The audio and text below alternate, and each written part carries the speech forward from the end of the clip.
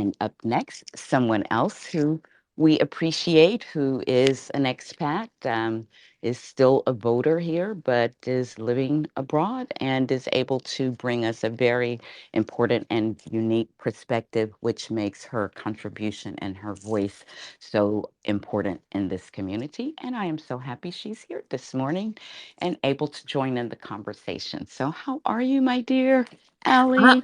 I'm doing great. I'm feeling really optimistic for all of us. There's been so much hard work done, and I know we can't predict the outcome, but I'm feeling really good. And I just it's been such a pleasure to be able to walk this path with you guys. And thank you so much for accepting me into your company and such wonderful relationships to make with everybody. So I thank you for that. Um, yeah, it's really interesting to be looking from outside back towards your own country, and you get to hear what people in other areas think. The reality, though, is I've lived more of my life outside of the United States than inside of the United States. I was born there. I did my basic schooling there, left, came back and did my university years, a part of them there, and then left again and went back and worked, and then left again and worked over here overseas for quite a while. So, but you get quite an interesting kind of overview of how the other world is the rest of the world is reacting to events as they unfold in the United States.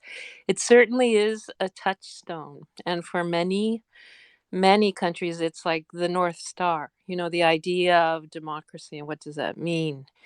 At the same time, the awareness that it is a imperfect democracy, and what much attention to what our failings are and our demons are, if I can use that word, because and one of the reasons for that, I think, has been that there's been such freedom of the press in the United States in the past, general freedom of that you don't see in other countries. You have to compare to other countries where the press can be completely controlled.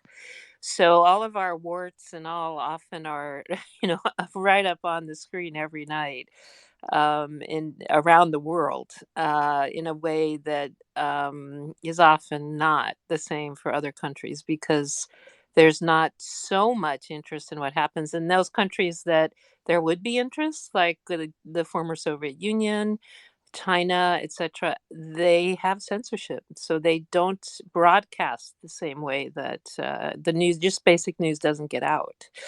So it is a really interesting way to look back on one's country.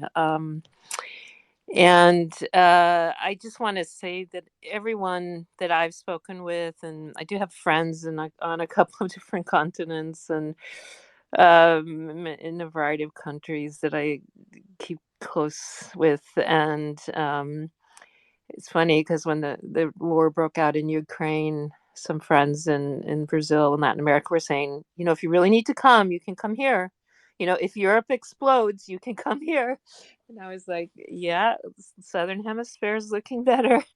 So, it's really something, but it's also, I have my family back in the Southwest of the United States, and my family is a bit multicultural, and so anyway, there's many concerns, many facets, multicultural, multi-ethnic, and just what the whole big worldview is really the main work of my life and my heart, and being of service in terms of conflict resolution around that. So I thought maybe we could come back a bit later to that case that's been going on in France. Yes, because I Okay. have an interesting, like kind of stateside comparison uh, Okay.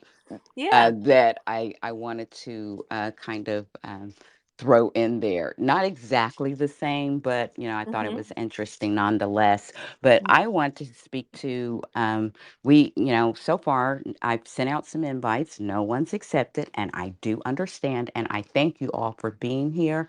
And of course, you're invited to come up, join in the conversation. And as always, as long as we keep it focused on why we're here, and that is to save our democracy, all topics are welcome.